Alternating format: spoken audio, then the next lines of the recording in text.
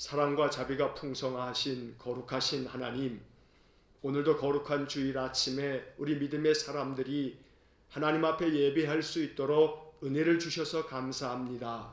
지난 한 주간에 우리의 생명을 지켜주시고 오늘도 이렇게 새날을 주시사 거룩한 주일 아침에 전심으로 예배하는 성도들에게 하나님 임재하셔서 하늘의 크신 은혜를 내려 주옵소서. 방역 지침을 준수하며 정해진 대면 예배와 또 비대면 예배로 우리가 예배하오니 하나님, 우리가 어디에 있든 마음 중심이 하나님을 향하여 있으니 우리의 예배를 연락하여 주시고 예배를 통하여 우리를 만나 주시고 주님의 권능의 손으로 붙들어 주셔서 하나님, 이 예배를 통하여 다시금 새 힘을 얻고 또 우리의 심령이 강건해져서 이 한 주간을 주의 말씀 따라 주님 부어주시는 능력으로 살게 하여 주옵소서. 우리의 예배를 도와주시고 우리의 예배를 통하여 영광 받아주시기를 간절히 원하며 예수님 이름으로 기도하옵나이다. 아멘. 하늘에 계신 우리 아버지, 아버지의 이름을 거룩하게 하시며 아버지의 나라가 오게 하시며 아버지의 뜻이 하늘에서와 같이 땅에서도 이루어지게 하소서.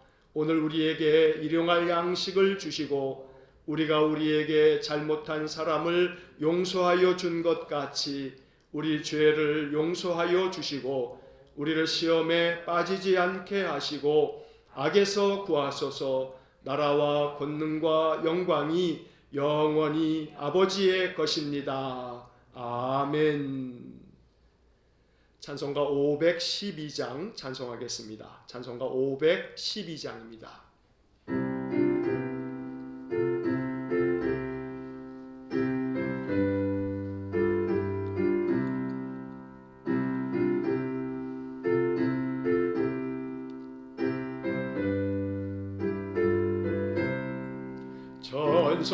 전성기를 버리고 죄에 빠진 우리를 예수 영접하시니 어찌 감사할까.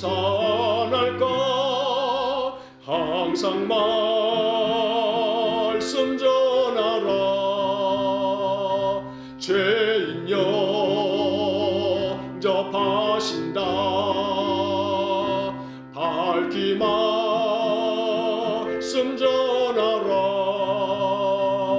죄인 영접하신다. 모든 죄에 빠진 자 예수 영접하시니 너도 주께 나가면 편히심을 얻으리. 항상 말씀 전하라. 죄인 영접하신다. 밝히 말씀 전하라. 죄인 영접하신다. 지금 마음이 변하고 지금 홈이 없음은 나의 공로 아니요 오직 주의 공로라. 항상 말씀 전하라. 죄인 영접하신다. 밝히 말씀 전하라. 죄인 영접하신다. 죄인 영접하시니 나도 영접하시고 나의 죄를 다 씻어 길이 함께 계시네. 항상 말씀 전하라. 죄인 영접하신다. 밝기 말씀 전하라. 죄인 영접하신다.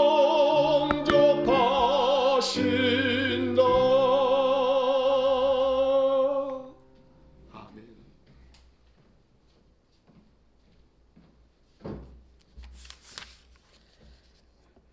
전능하신 하나님 아버지, 우리를 주의 은혜로 부르시어 대면 비대면 예배의 자리에 있게 하시니 감사드립니다. 생사화복을 주관하시는 하나님 아버지, 십자가의 예수를 바라보게 하시고 생명길로 이끌어 주시니 감사합니다. 이 시간 성령님 역사하시어 우리의 죄를 회개하고 우리 믿음의 실체를 볼 수 있게 하옵시고, 깨어서 나눔과 섬김을 실천하고 새로운 길을 열어주시는 하나님 아버지께 간절히 기도드립니다. 우리 자신을 안전하게 지켜주시고 사탄의 계략을 이겨낼 수 있는 믿음 주시기를 원합니다. 삶의 주인이 내가 아닌 예수 그리스도가 되기를 원합니다. 하나님의 말씀에 겸손하게 순종하는 삶으로 이어지기를 기도합니다. 오직 그리스도만이 우리의 생명 되심을 믿고 영에 속한 사람으로 십자가의 표대를 바라보고 하나님의 뜻을 이루며 살아갈 수 있도록 이끌어 주시기를 기도합니다. 아멘. 자신의 십자가를 지고 주님을 따르는 자가 많은 일사능관계에 되게 하여 주옵소서. 코로나19로 인하여 곳곳에 많은 어려움이 있는데 주님의 능력으로 속히 회복되기를 기도합니다.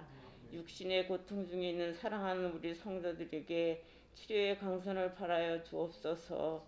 하나님 아버지, 김진정 목사님 영육을 강건하게 하시고 성령 충만한 주님의 사자로 지켜주옵소서.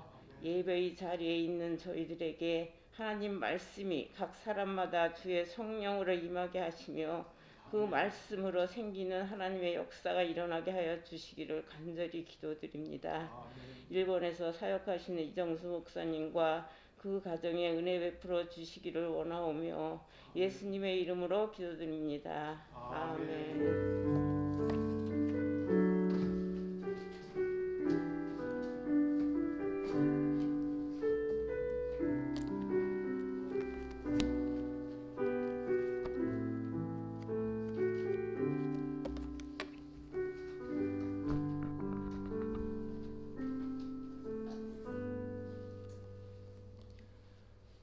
지난 한 주간도 주중에 우리 성도님들이 새벽 예배 또 수요 예배 비대면으로 또 이렇게 많이 참석해 주셔서 감사를 드립니다.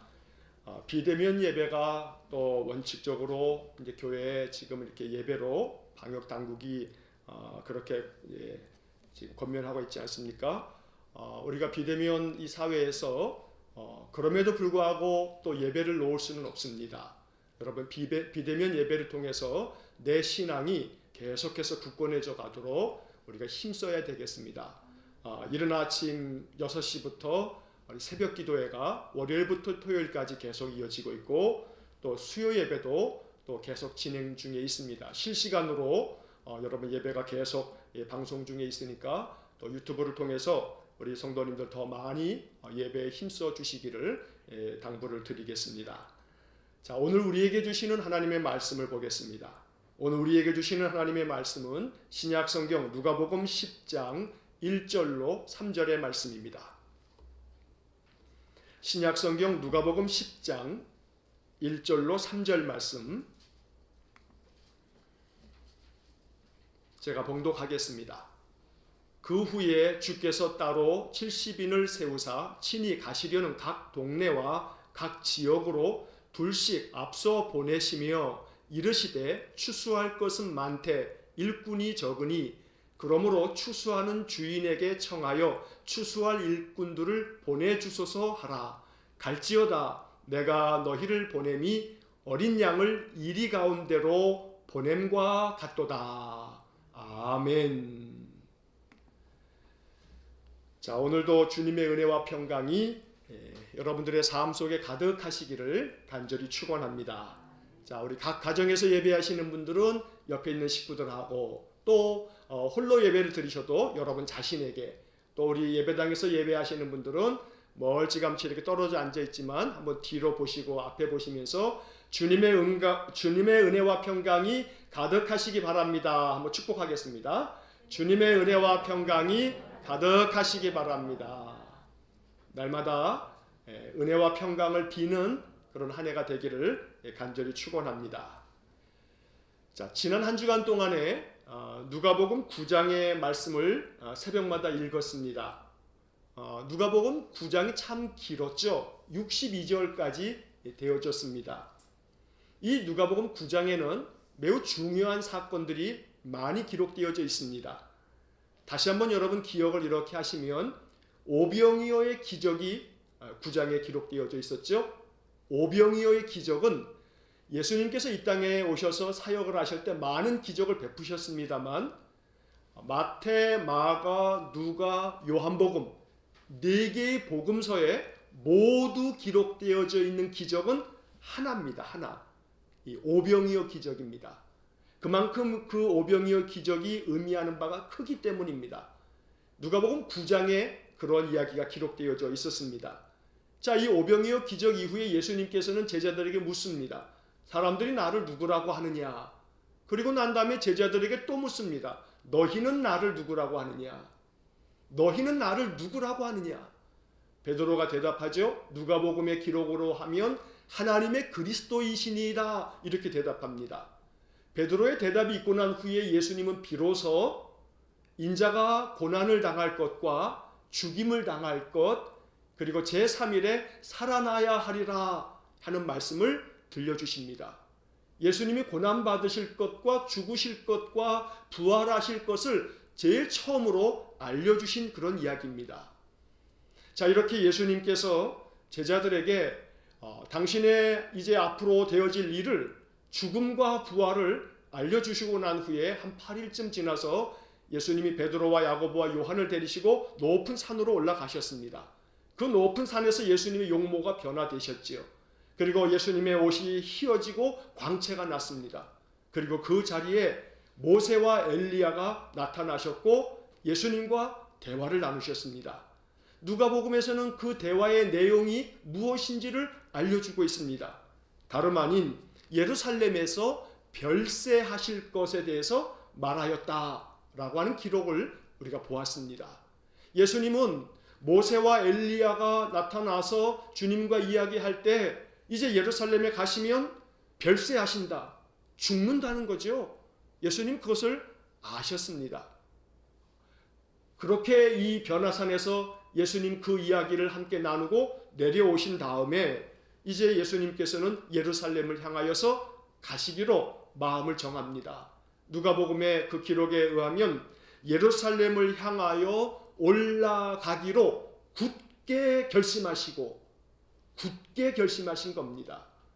제가 지난 주 중에도 말씀드렸듯이 예수님 공생의 3년 동안에 예루살렘을 한 2차례, 3차례 방문을 하셨는데 그때는 그냥 갔다 오시는 거죠. 그러나 이제 마지막 가는 길입니다. 그래서 예루살렘에 가면 별세하실 것을 아시고 마음에 굳게 결심하시고 이제 예루살렘을 향해서 주님이 가십니다. 제자들과 함께 가십니다. 사마리아 지역을 지나가시면서 한 마을에 이르게 됐지만 그곳 사람들이 유대인과 사마리아인들의 그 오래된 갈등과 그 여러 가지 많은 반목 때문에 예수님께서 그 마을에 머무시는 것을 받아들이지 않았습니다. 그래서 예수님이 다른 마을로 가셨지요. 자, 이러한 일이 있고 난 후에 이제 오늘 10장의 이야기로 넘어오게 되는 겁니다. 자, 10장의 말씀 1절 말씀을 보시면 이런 말씀이 기록되어 있습니다. 그 후에 자, 지금 말씀드린 이러이러한 9장의 이야기들이 쭉 있고 난 후에 예수님께서 따로 70인을 세우사 친히 가시려는 각 동네와 각 지역으로 둘씩 앞서 보내시며 자, 1절에 이런 말씀이 기록되어져 있습니다. 제가 오늘 설교에서는 1절부터 3절까지 짧은 본문으로 이렇게 정했습니다. 이 비록 3절까지의 짧은 말씀이긴 합니다만 여기서 우리들이 묵상하며 주님께로부터 들어야 할 주의 음성이 있습니다. 참 깊습니다. 이 말씀을 마음 깊이 한 구절 한 구절이 담고 있는 의미를 이 시간에 우리가 마음 깊이 생각하며 이 말씀을 경청하시고 이 말씀 속에 담겨져 있는 복음을 마음으로 받아들여서 이것이 영의 양식이 되므로 우리의 영이 강건하게 회복될 수 있기를 간절히 축원합니다. 자, 여러분 그 1절 말씀의 그 앞부분에 그 후에 주께서 따로 70인을 세우사, 이 구절을 마음 깊이 간직하면서 이 말씀을 생각해 보아야 합니다. 자, 이 구절은 우리에게 중요한 사실 하나를 알려줍니다. 주께서 따로 70인을 세우사, 예수님이 70인을 세우셨다고 말씀하고 있습니다. 자, 여기서 우리가 알 수 있는 게 뭡니까? 예수님의 제자는 12명만 있는 게 아니라는 사실입니다. 우리는 예수님 제자 그러면 12명 이렇게 생각합니다. 그게 아주 도식적으로 딱 머리에 박혀 있습니다. 예수님 제자가 몇 명이지? 그러면 12명이요 이렇게 대답할 겁니다. 그러나 오늘 누가복음 10장 1절의 말씀은 예수님의 제자들이 그 복음서에 기록되어 있는 12명의 명단에 속해져 있는 사람만이 아니고 70명을 예수님이 따로 세우셔서 그들을 보내시더라 이 말입니다. 자, 이 70명이 예수님의 제자가 아니고 뭡니까? 70명도 예수님의 제자입니다. 이름이 알려지지 않은 제자들, 복음서의 그 명단에 12명의 명단에는 이름이 없지만 그러나 오늘 본문에 나오는 예수님이 따로 세우신 그 70명도 분명히 예수님의 제자들이라는 사실입니다. 조금 어감이 좋지 않은 표현이기는 합니다. 요즘 말로 하면 이런 말 하지요. 존재감이 1도 없는 사람들. 어쩌면 이 70명의 사람들은 사람들의 마음속에 우리들 속에도 존재감이 없는 제자들이었나 보다 이렇게 생각할 수도 있습니다. 그러나 그것은 오해입니다. 편견입니다.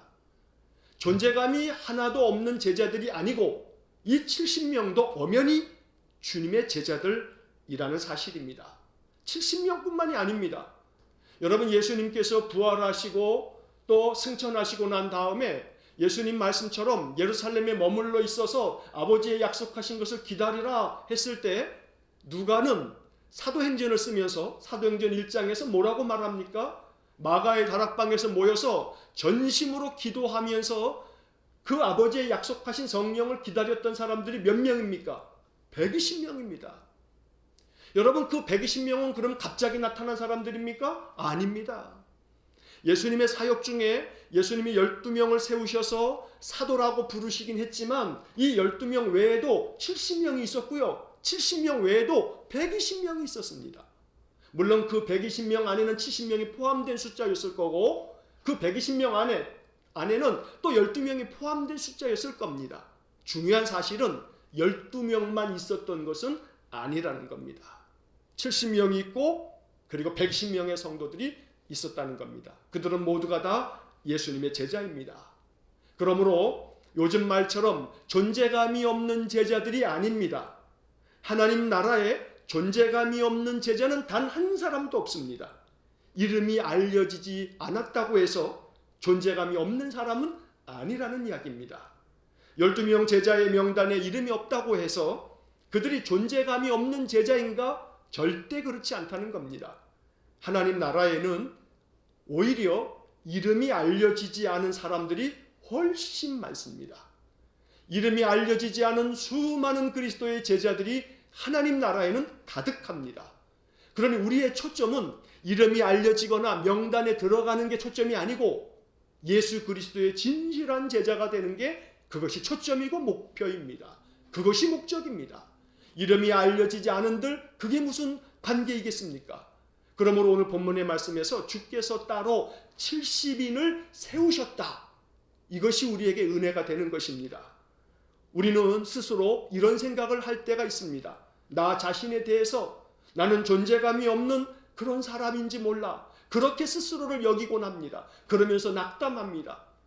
우리 안에 자존감이라고 하는 것이 얼마나 낮은지 나 자신을 존재감 없는 그런 사람처럼 스스로 취급하는 경우도 없지 않아 있습니다. 그러나 이 시간에 그러한 모든 생각을 이제는 멈추시기를 바랍니다.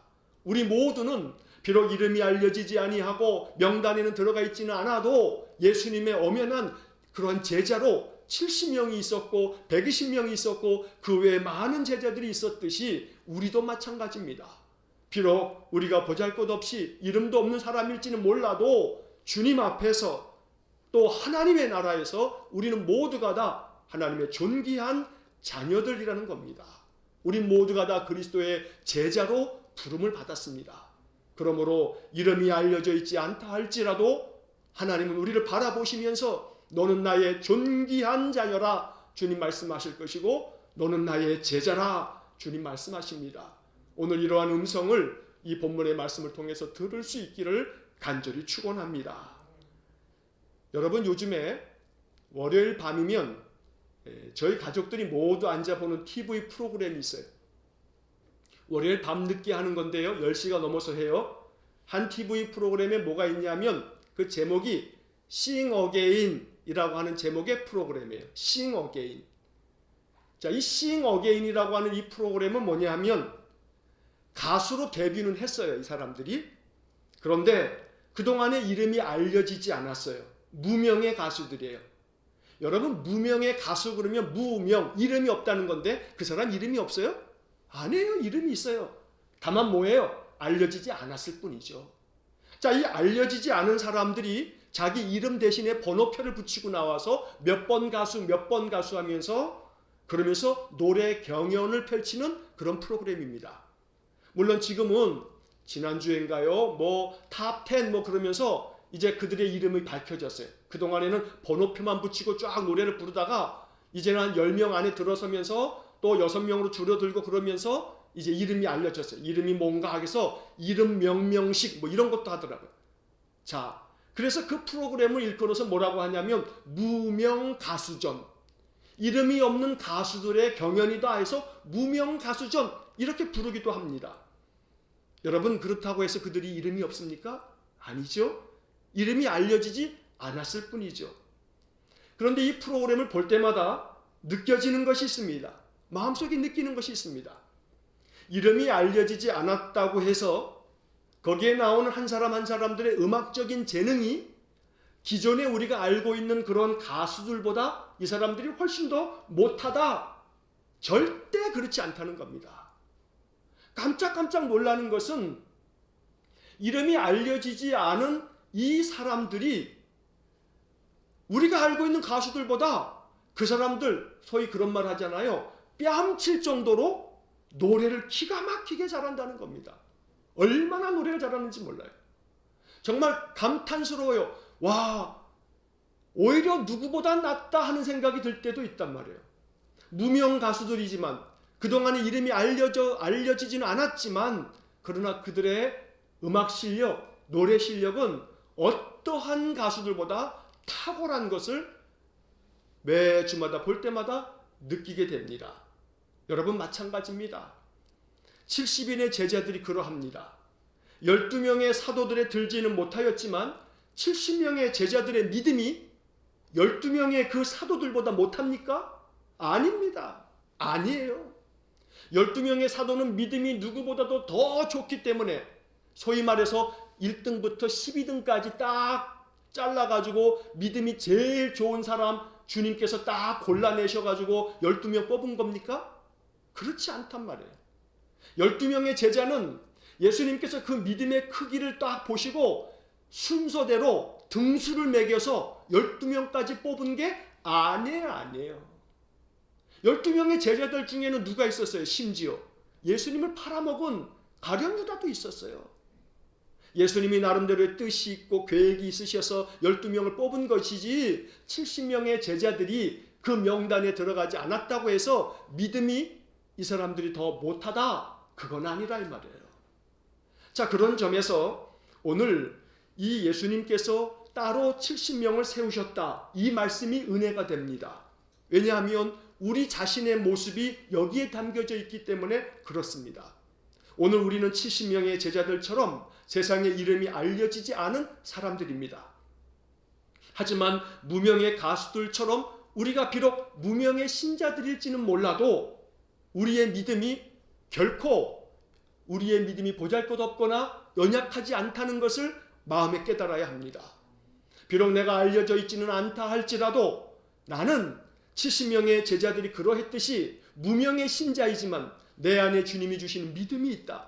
이 믿음이 내가 보기에도 보잘것없고 작은 것일지는 몰라도 주님은 나의 믿음을 존귀히 여기시고 나는 너를 사용하기를 원한다. 너는 나의 제자이고 너는 하나님의 자녀이며 나는 너를 통해서 하나님의 나라가 확장되기를 원하고 너를 통해서 사람들이 은혜를 얻고 복을 얻기를 원한다. 나는 너를 사용하고 싶다. 주님 말씀하신다는 이야기입니다. 그러므로 무명의 신자라고 해서 존재감이 없는 신자는 아닙니다. 무명의 신자라고 해서 믿음이 보잘것없는 것도 아닙니다. 우리가 마음 가운데 오늘 이 예배를 드리면서 이 말씀을 들으면서 이 시간, 바로 이 시간 여러분들의 마음속에 비록 내가 무명의 신자이지만 내가 오늘 이 말씀 앞에서 나의 삶을 다시금 결정하고 비록 나는 보잘것없고 연약하지만 우리 주님은 강하시니 강하신 주님을 내가 붙들고 내 주님을 내 마음속에 모시고 내 인생을 살겠다 결정하시면 오늘서부터 나는 그리스도의 충성된 그런 제자로 인생을 살아갈 수가 있는 것입니다. 그러므로 오늘 70명의 제자들을 주님이 따로 세우셨습니다. 이름이 알려지지 않은 무명의 제자들을 주님이 세우셨습니다. 그리고 그들에게 주님이 말씀하십니다. 이렇게 말씀하십니다. Sing again, sing again. 여러분 그 제목이 참 마음에 생각할 거리가 있어요. Sing, 노래 불러라. Again, 다시 한 번 더. 다시 한 번 더 노래 불러라. 너 그동안에 이름이 없었다고 무명의 가수라고 얼마나 주눅들어 살았니? 얼마나 마음 움츠리며 살았니? 그러나 너 다시 한번 노래 부를 수 있는 기회를 만들어 줄게. Sing again. 프로그램의 제목이고 그 프로그램의 취지입니다. 그래서 저는 오늘 그 프로그램의 제목을 빗대서 이렇게 말씀드리고 싶습니다. Trust again. 다시 한 번 더 믿어라. Believe again. 다시 한 번 더 신뢰하고 믿어라. Follow again. 다시 한 번 더 따라가라. 다시 한 번 더 따라가라. 우리의 신앙의 삶이 낙담이 되거나 그래서 우리의 신앙이 보잘것없이 무너지고 흔들릴 때 많지만 주님 다시 말씀하시는 겁니다. Follow again. 다시 한 번 더 나를 따라라 라고 말씀합니다. 그러므로 오늘 본문의 말씀 앞에서 우리는 주님이 내게 말씀하시는 이 음성에 순종할 수 있어야 합니다. 다시 한 번 더 따르라. 다시 한 번 더 신뢰하고 하나님을 믿어라. 그러면 하나님께서 우리의 삶을 다시 굳건하게 붙잡으셔서 인도하여 주실 줄로 믿습니다. 자, 주님께서 70명을 따로 세우셨습니다. 왜 세우셨습니까? 이유가 뭡니까? 그 다음 구절을 한번 보십시오. 친히 가시려는 각 동네와 각 지역으로 둘씩 앞서 보내시며, 이게 따로 세운 목적입니다. 이유입니다. 자, 이 말씀을 가만히 생각해 보십시오. 예수님께서 70명을 따로 세우신 다음에 친히 예수님께서 직접 가시려고 하는 그 각 동네와 각 지역으로 둘씩 사람들을, 이 70명의 제자들을 짝지워서 앞서 보내셨습니다. 자, 예수님이 가시려고 하는 동네와 지역으로 이 제자들을 보낸 겁니다. 여기에 중요한 교훈이 있습니다. 예수님께서 직접 가시려고 하는 그 동네에 이 70명의 제자들을 둘씩 짝지어 가지고 어떻게 한 거예요? 대신 보낸 거예요. 대신 보낸 거. 이게 중요해요. 예수님이 제자들을 대신 보내셨단 말이에요. 이게 예수님의 사역의 원리예요. 하나님의 방법이에요. 하나님께서는 이 세상에 우리를 보내셨어요.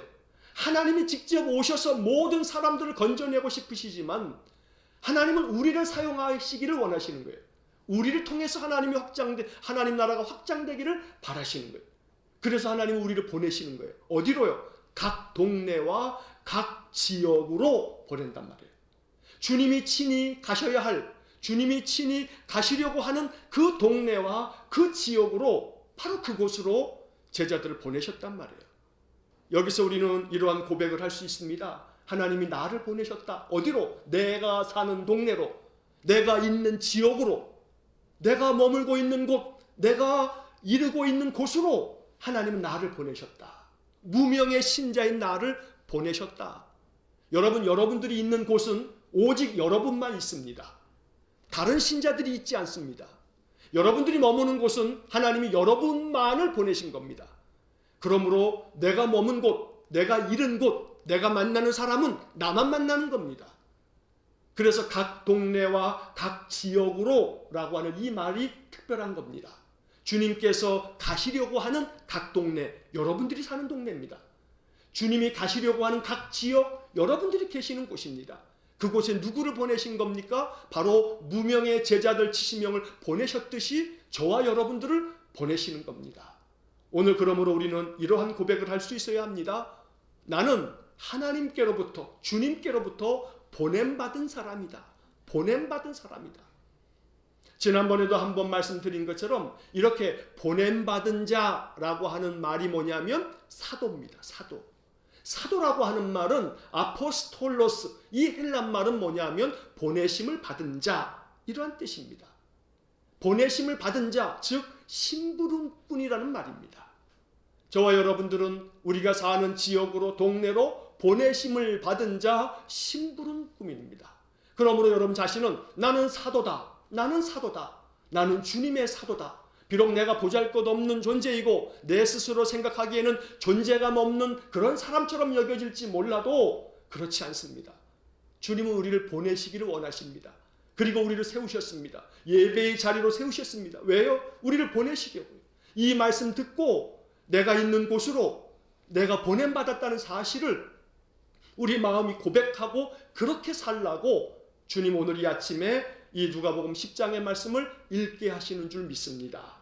자, 그러면 예수님께서 우리를 친히 가시려고 하는 그 동네에 대신해서 보내셨는데 왜 보내시는가? 왜 보내시는가?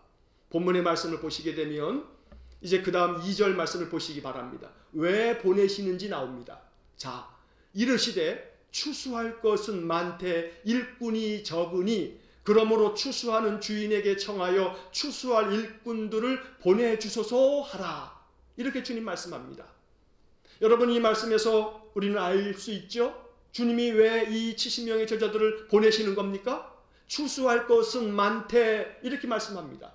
뭐 하라고요? 추수하라고요. 추수하라. 추수하라고 보내는 겁니다.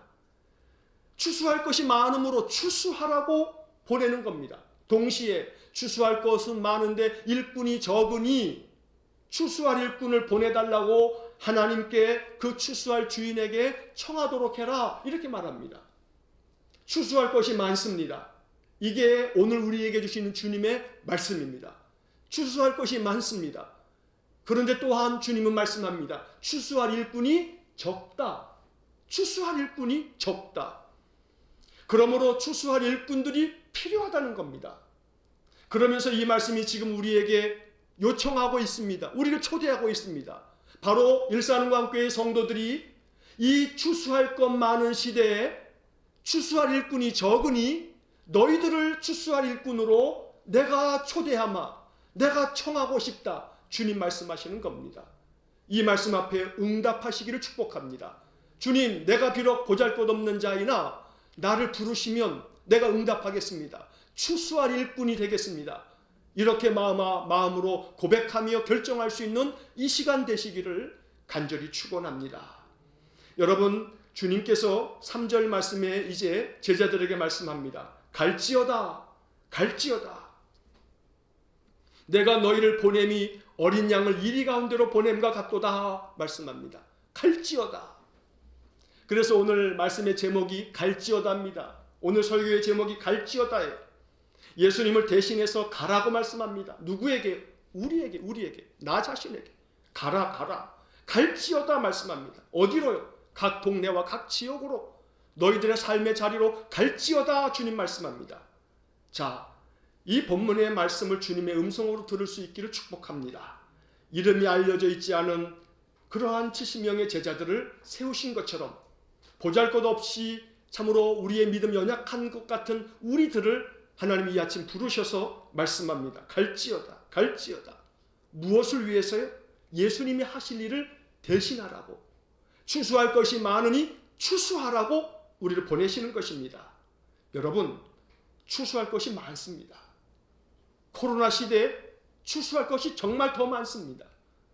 우리는 종종 이 말씀을 읽으면서 생각합니다. 오늘 여러분들이 이 누가복음 10장 1절로 3절 말씀을 본문으로 딱 보시면서 성경 봉독을 할 때 여러분 무슨 생각하십니까?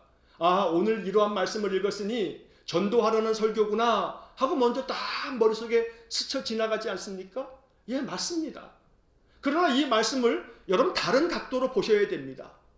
그런데 전도하라고 하는 말씀이긴 하지만 오늘날 전도가 돼야 말이지, 교회가 교회답지 못해서 비난받는 이 세상에서, 교회가 세상으로부터 지탄받는 이런 시대에, 교회의 전도의 문이 다 막힐 대로 막혀있는 이때에 어떻게 전도를 해야 되는가? 사람들이 온통 교회라고 한다면 그저 그냥 진저리가 난다고 손을 가로젓고 있는 그런 시대에 추수할 것이 많다고? 아이고, 추수할 것이 많긴 뭐가 많나?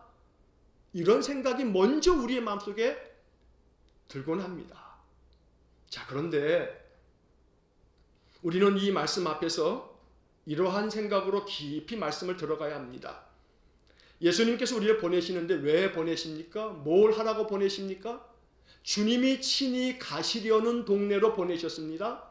그러면 주님이 친히 가시려는 동네에 주님이 가셨다면 뭐 할까요?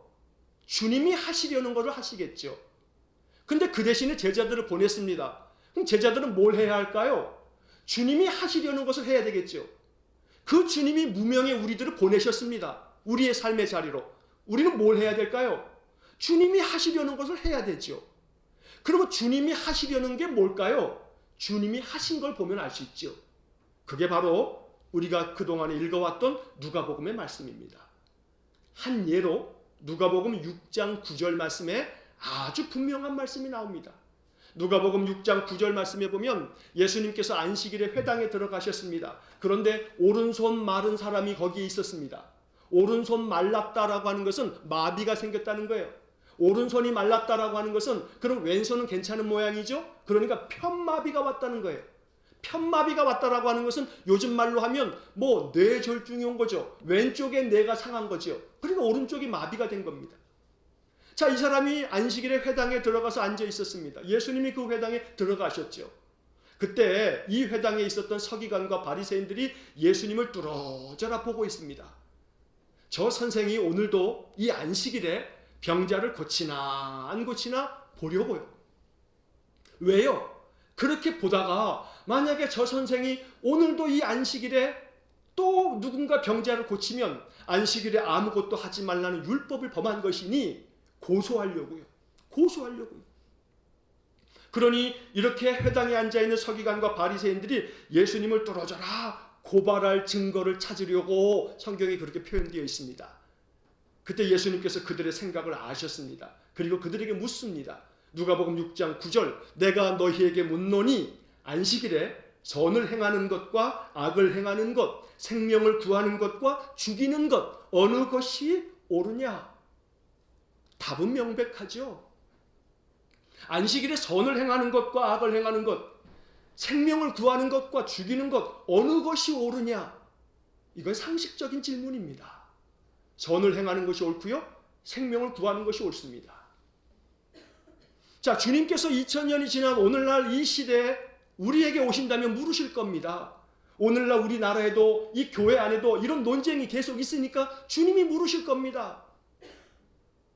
이 코로나가 2.5단계가 계속 유지되고 있는 이때에 방역당국의 지침에 따라 안전하게 그렇게 대면 예배를 그 인원 정해준 수만큼 드리는 것과 비대면 예배를 원칙으로 비대면 예배를 드리는 것이 옳으냐 그르냐 만약에 묻는다면 뭐라고 대답할까요? 주님 분명히 말씀하시죠. 안식일에 선을 행하는 것이 옳으냐 악을 행하는 것이 옳으냐. 물론 무조건 대면 예배만 드리는 것이 악이라고 규정하기는 어려움이 있습니다. 그러나 중요한 사실은 교회발 집단 감염이 계속해서 사회적으로 자꾸 문제거리로 대두되고 있으니 우리 마음 중심을 다하여서 여러분 지금 비대면으로 예배하시는 분들 마음에 조금이라도 이거는 아닌데 하는 마음을 내려놓으십시오.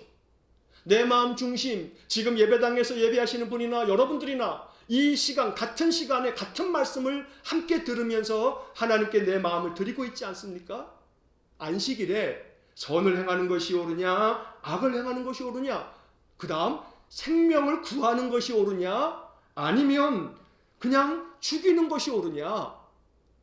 그러므로 오늘 우리들은 무엇이 옳으냐고 하는 이 주님의 상식적인 질문 앞에 주님은 당연하게 대답할 수 있는 질문을 던짐으로써 이 문제에 주님의 뜻을 알려주신 것입니다. 여러분, 우리가 이 세상의 각 동네와 각 지역으로 보냄받았습니다. 뭘 하려고요? 주님이 하시려는 일을 하려고요. 주님이 하시려는 게 뭡니까? 첫째는 상식적인 일 하면 됩니다. 상식적으로 생각하면 됩니다. 그 상식 이하의 행동을 교회가 자꾸 행하니까 세상 사람들로부터 지탄을 받는 겁니다. 그래도 우리 대한민국 사람들은 많이 배운 사람들입니다. 전 세계적으로 어느 나라 어느 민족보다 대한민국 국민은요 많이 배운, 우리에게는 이제 문맹이 없습니다. 그러므로 우리들이 가지고 있는 이 상식은, 건전한 생각은 우리가 어찌해야 할 바를 바르게 판단할 줄 압니다. 그러므로 신자들은 바른 사상, 바른 생각, 바른 가치를 가지고 우리들이 사는 자리에서 상식적으로 세상 사람들이 충분히 동의할 정도로, 그렇지, 저 사람이 저렇게 생각하고 행동하는 것이 옳지, 이렇게 인정받을 만한 모습으로 살아가면 됩니다. 그러면서 예수님 말씀하신 것처럼 선을 행하는 것, 생명을 구하는 것, 이거 하면 되는 겁니다. 주님이 우리를 그렇게 이 세상 가운데 보내신 것입니다. 자, 여러분, 추수할 것이 많다고 말씀드렸죠? 추수할 것이 많습니다. 왠지 아십니까? 여러분, 생각을 오해하시면 안 됩니다. 세상이 점점 더 교회를 비난하고 있으니, 세상 사람들이 다 교회에 대해서 불신하고 있으니 이제 예수 믿으라고 할 사람이 없다. 그건 우리가 가지고 있는 편견입니다. 이 코로나 시대에 추수할 것이 많습니다. 왠지 아십니까? 사람들의 마음에 불안이 많기 때문입니다. 불안한 사람이 많습니다. 마음 괴로운 사람이 많습니다. 낙담하는 사람이 훨씬 더 많아졌습니다. 우울한 사람들이 훨씬 더 많아졌습니다. 그런 사람들 속에 여러분들이 가셔서 여러분들 안에 있는 평강을 보여주시면, 나도 불안하지만, 나도 괴롭지만, 나도 두려움이 많지만, 나도 낙담이 되지만 내 안에 계신 주님이 내 마음에 평강을 주셔서 나는 그래도 안심하고 삽니다. 이게 마음에서부터 우러나온다면, 당신도 힘들 텐데 왜 낯빛은 그래도 그렇게 편안해 보여? 사람들이 내 얼굴을 보면서 당신 뭐가 그렇게 좋아? 힘들지 않아 요즘에? 이렇게 얘기할 수 있는 사람이 있다면 여러분들은 복음을 전하고 있는 겁니다. 내 안에 있는 복음을 보여주고 있는 겁니다. 주님이 원하시는 일을 하고 있는 겁니다. 오늘날 추수할 것이 많습니다. 불안이 가득한 세상, 불안한 사람들, 낙담이 가득한 세상, 낙담하고 있는 사람들, 죽음의 어두움의 그림자가 드리워져서 매일같이 죽고 싶은 마음을 가지고 있는 사람들에게 뭐가 필요합니까? 생명을 전해줘야 합니다. 생명을 구하는 일이 시급한 시대가 오늘 이 시대입니다. 그러니 추수할 것들이 얼마나 많습니까? 점점 사람들이 교회를 떠납니다. 교회에 대해서 불신합니다. 낙담합니다. 교회를 떠나가고 있다고 해서 그 사람들이 믿음이 없는 사람이 아닙니다. 믿음은 있지만 교회가 싫다고 나갑니다. 그러한 사람들조차도 그리스도의 복음 안에 살아야 한다고, 그럼에도 불구하고 주님이 피로 값주고 사신 교회에 소망을 두어야 한다고, 나누어 주고 말씀해 주어야 할 사람들이 누굽니까? 우리입니다. 저와 여러분들입니다. 그러므로 추수할 것이 많습니다. 그래서 가야 합니다. 추수할 것이 많은 이 세상 가운데로 가야 합니다. 여러분들이 사는 동네는 여러분만 다 계시는 겁니다. 여러분들이 계신 곳은 여러분만 계십니다. 그래서 하나님께서, 주님이 가시려고 하는 그곳에 여러분들을 대신 보내신 겁니다. 만나는 사람들에게 환한 낯빛으로 여러분들의 얼굴에 가득한 평화를 보여주시기 바랍니다. 그들에게 따뜻한 말 한마디라도, 힘들지, 내가 기도해 주고 있으니까 그래도 힘내봐, 내가 당신 위해서 그래도 마음속에 기도하고 있는데, 하는 말을 들려주시기 바랍니다. 그 사람을 위해서 단 1분이라도 기도하시고 그렇게 말해보시기 바랍니다. 그때 성령께서 그 사람 마음속에 역사할 겁니다. 당장에 그 사람이 교회 안 나가도 상관없습니다. 예수님의 평화의 복음, 위로의 말씀이 그 사람 마음속에 전해진다면, 그러면 그것이 복음적인 삶을 사는 겁니다. 선교적 삶을 사는 것입니다. 오늘 주님은 우리를 그렇게 보내시는 겁니다. 그런데 주님이 그 다음 뭐라고 말씀하십니까? 내가 너희들을 보내는 것이 어린 양을 이리 가운데 보내는 것 같다 말씀합니다. 어린 양이 이리들, 늑대들 가운데 가면 어떻게 됩니까? 발기발기 찢겨져서 잡혀 먹습니다. 저는 이 말씀을 읽는 순간 야, 정말 이 시대에 딱 맞는 말씀이라는 생각이 들었습니다. 지금 제가 쭉 말씀드린 것처럼 오늘 우리 시대가 그러지 않습니까? 예수 믿는 사람들 그냥 예수? 뭐 교회? 마치 이리가 어린 양을 달겨들듯이 교회에 대해서 그렇게 달려드는 세상 아닙니까? 예수 믿는 자들에 대해서 교회에 대해서 얼마나 비방과 조소가 가득한 그런 시대입니까? 마치 어린 양이 이리 가운데 있는 것과 다름이 없는 시대입니다. 바로 그렇습니다. 과학적인 증거가 있습니다. 자, 엊그저께 1월 29일 날 지난 금요일에 그저께 개신교 여론조사 기관인 목회 데이터 연구소라고 하는 곳에서 여론조사를 해가지고 발표한 내용이 인터넷 뉴스들이라든가 이런 신문지상에 나왔어요. 여러분 한번 여러분 검색하셔도 충분히 다 나오는 기사. 엊그저께 지난 금요일에. 자, 이 목회 데이터 연구소에서 여론조사를 해서 전국의 1000명의 사람들에게 질문을 했어요. 과학적으로 여론조사를 한 거니까 이건 믿을 만한 그런 통계겠죠? 이런 질문이 이런 주제입니다. 코로나19 방역, 정부 방역 조치에 대한 일반 국민의 평가 조사. 자, 이런 조사의 항목들 중에 어떤 내용이 있냐면 한국 교회를 얼마나 신뢰하느냐라는 질문이 있습니다. 자, 그 질문에 대한 답변에서 한국 교회를 매우 신뢰한다 혹은 약간 신뢰한다. 어쨌든 이 두 개의 질문지 답변지는 신뢰한다는 쪽이죠. 자, 신뢰한다가 몇 프로 나왔냐면 21% 나왔습니다. 자, 반대로 한국 교회를 별로 신뢰하지 않는다, 매우 전혀 신뢰하지 않는다. 어쨌든 신뢰하지 않는다는 거예요. 이게 몇 프로가 나왔냐면 76%가 나왔어요. 100명 중에 76명은 한국 교회 별로 신뢰하지 않는다, 매우 신뢰하지 않는다는 거예요. 한국 교회를 신뢰한다라고 하는 사람들은 21%, 신뢰하지 않는다는 76%. 자, 그런데 안타까운 것은요, 작년 1월 달에 기독교 윤리 실천 운동이라고 하는 오래된 이 시민운동 단체가 있어요. 기독교 시민운동 단체. 여기서 매년 한국교회의 사회적 신뢰도를 조사해서 발표하는데 작년의 발표에 의하면 한국교회를 매우 혹은 약간 신뢰한다라고 하는 퍼센테이지가 작년에는 32%였어요.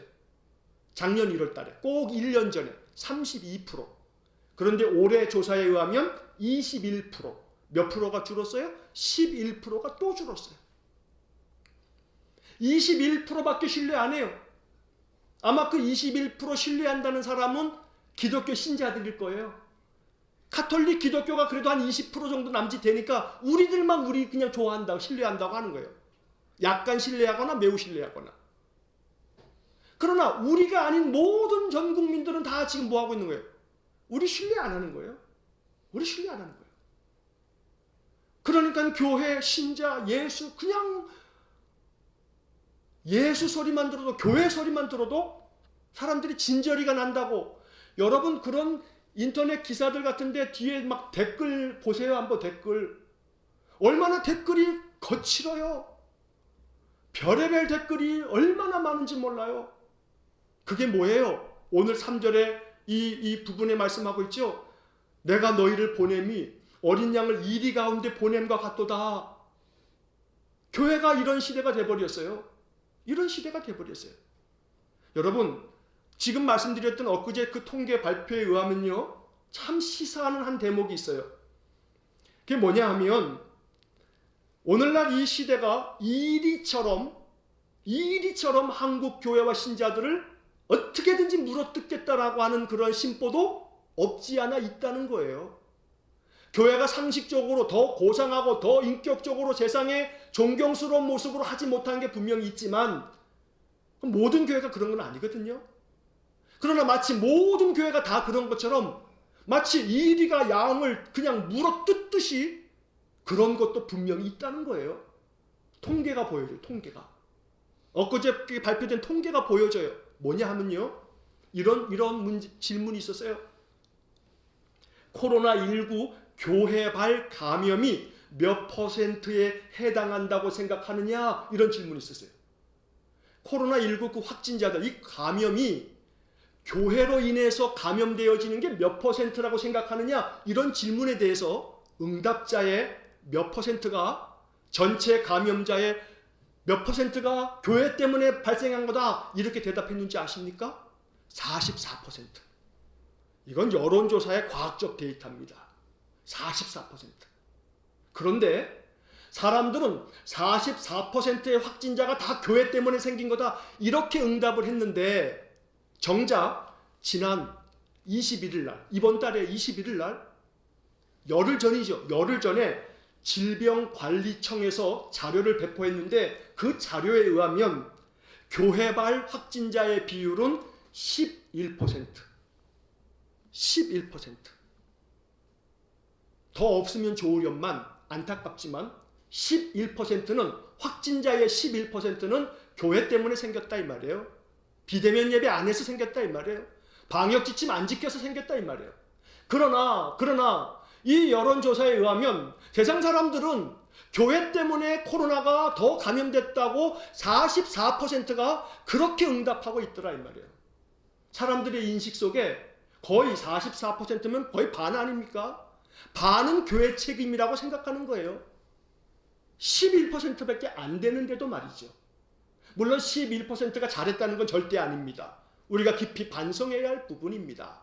하지만 11%가 4배로 불어서 44%가 되는 세상입니다. 그러니 이리 가운데 어린 양이 들어앉아 있는 꼴이 아닙니까? 그러니 더 힘든 시대입니다. 그래서 이 목회 데이터 연구소에서 이 여론조사를 쭉 하고 난 다음에 마지막 평가에 이런 평가를 내놓았습니다. 그래서 기사에 이런 글들을 우리가 볼 수가 있습니다. 이렇게 결론을 내립니다. 교회에 대한 신뢰도가 바닥인 상황에서 교회에 대한 사회 인식을 바꾸기 위한 특별한 방법이 있어 보이지 않는다. 참 침울하죠. 과학을 다루고 있는 이 데이터 연구소에서 교회가 세상으로부터 너무나 신뢰를 잃어버렸기 때문에 바닥인 상황에서 교회에 대한 세상의 사회 인식을 바꾸기 위한 방법이, 특별한 방법이 있어 보이지 않는다. 없는 것처럼 보인다 이 말이에요. 자, 그러면서 뭐라고 하냐면, 교회가 진심을 가지고 교회 본연의 기능과 사회적 역할을 작은 것부터 하나하나 실천하는 행동을 장기적이고 지속해서 진심을 가지고 하는 것 외에는 방법이 없는 것 같다. 이게 이 여론조사, 이 연구기관의 결론입니다.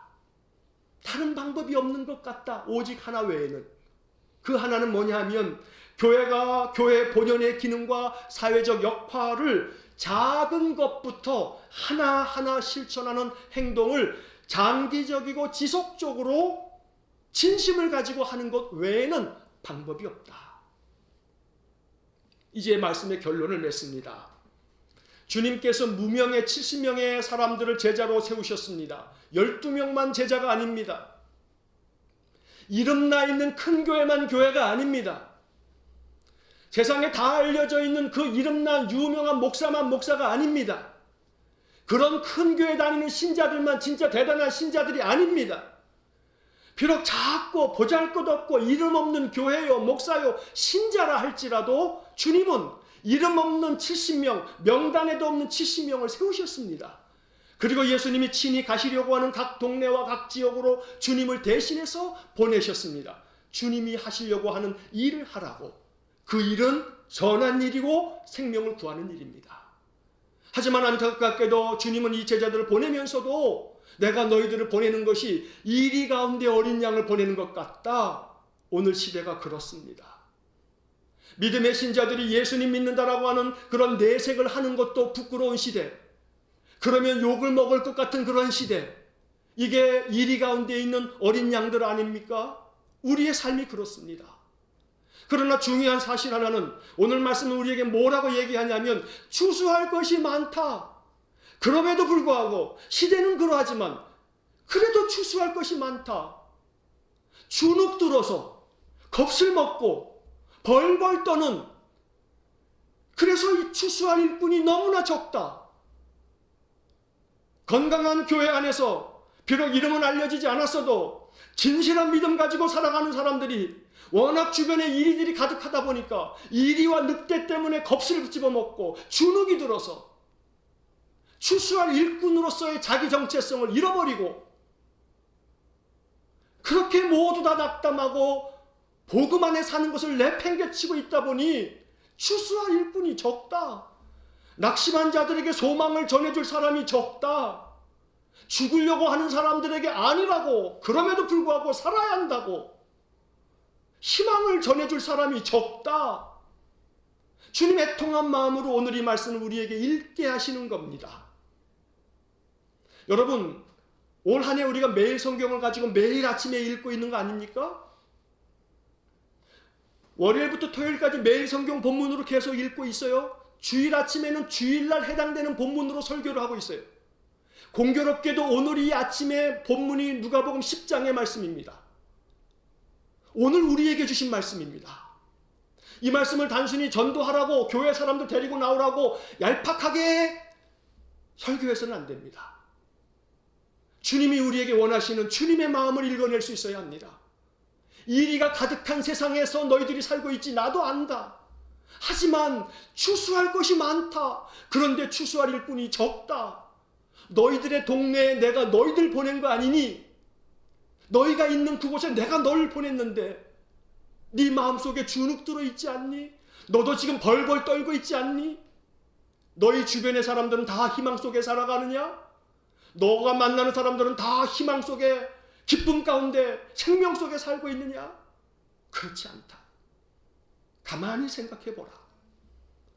이번 한 주간에 네가 직장에서 또 동네에서 네가 만나는 사람들 속에 만나는 사람들 그 마음 속을 들여다봐라. 불안해하고 있고 염려하고 있고 걱정하고 있고 괴로워하고 있고 낙담하고 있고 우울해하고 있고 그들의 마음속에 복음을 전해주는 것이 추수 아닙니까? 오늘 우리에게 맡겨진 이 사명 주님의 음성으로 들을 수 있기를 축복합니다. 갈지어다 갈지어다 나를 대신해서 갈지어다 주님의 말씀입니다. 비록 76%나 되는 사람들이 교회를 비방하는 시대지만 그럼에도 불구하고 낙담하여 있는 자들에게 따뜻한 그리스도의 복음과 우리 안에 있는 평강의 모습을 드러내 보여주는 것, 이것이 바로 우리가 가서 감당해야 할 사명입니다.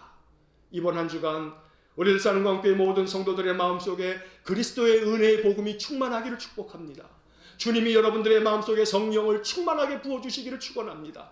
그래서 우리의 마음속에 끓어오르는 주님의 은혜 때문에 비록 나의 삶도 두렵고 떨리지만 나는 예수님 함께 계신다. 만군의 여호와가 나와 함께 계신다. 믿으면서 여러분들이 만나는 사람들 속에서 여러분들이 그곳으로 가서 그 만나는 사람들에게 그리스도의 평화의 은혜의 소망을 함께 나누실 수 있기를 축복합니다. 어렵게 생각하지 마십시오. 따뜻한 말 한마디로 내가 당신을 위해서 기도하고 있다고. 직장 상사면 그 상사의 직함 부르면서 내가 위해서 기도하고 있어요. 한마디. 동료라면 내가 널 위해서 기도하고 있어. 힘들어도 잘 견디어내자. 한마디. 내가 널 위해서 기도하고 있다라고 하는 이 한마디가 복음입니다. 그것이 추수하고자 하는 우리의 아름다운 결단이고 헌신입니다. 주님은 오늘 우리에게 이것을 요청하고 계시는 겁니다. 갈지어다 갈지어다 이 말씀 앞에 아름답게 응답하는 우리 모든 성도들 되시기를 주의 이름으로 간절히 축원합니다. 기도하겠습니다. 사랑이 많으신 아버지 하나님, 오늘 우리의 이 어둠의 시대에 추수할 것이 많은데 추수할 일꾼이 적다 말씀하시는 주님, 오늘 우리가 주님의 말씀 앞에 응답합니다. 주님, 나는 보잘것없는 연약한 존재이나 주님 나를 쓰시겠다고 부르시면 내가 그 일을 감당하겠습니다. 주님이 친히 가시려고 했던 그 동네 그 지역으로 내가 가겠습니다.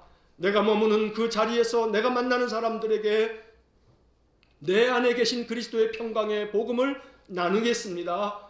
그렇게 마음에 결정하고 이번 한 주간 만나는 그리스도의 사람들에게 그러한 은혜의 복음을 마음속에서부터 나눌 수 있는 우리 성도들 되게 하여 주옵소서.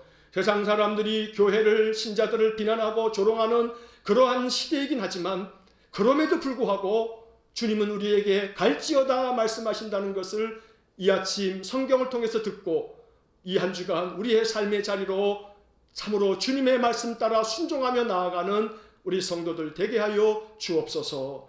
예수님 이름으로 기도하옵나이다. 아멘. 우리 마지막 찬양으로 교회 찬양집 219번 주가 보이신 생명의 길 한 번 더 우리 찬양하겠습니다.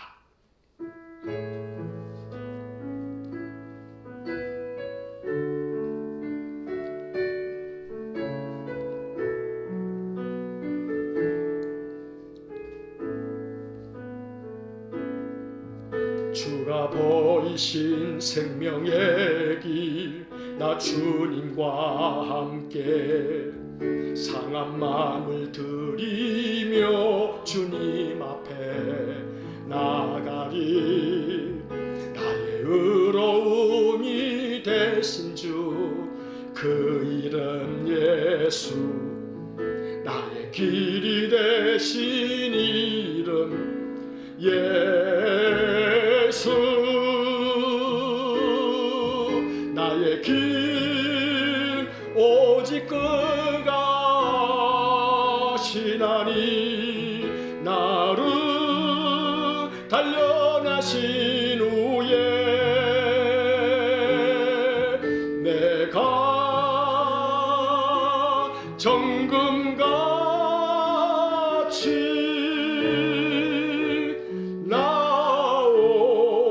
나오리라. 다시 한번 주가 보이신 생명의 길 나 주님과 함께 상한 마음을 드리며 주님 앞에 나가리. 나의 의로움이 되신 주 그 이름 예수, 나의 길이 되신 이름 예수, 나의 길 오직 그가 시나니 나를 단련하신 후에 내가 정금같이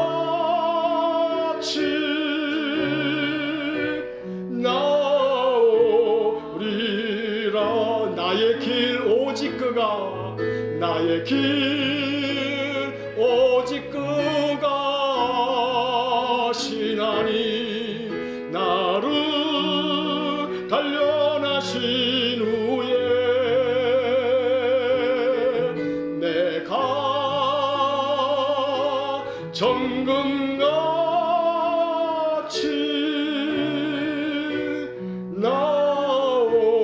나오리라.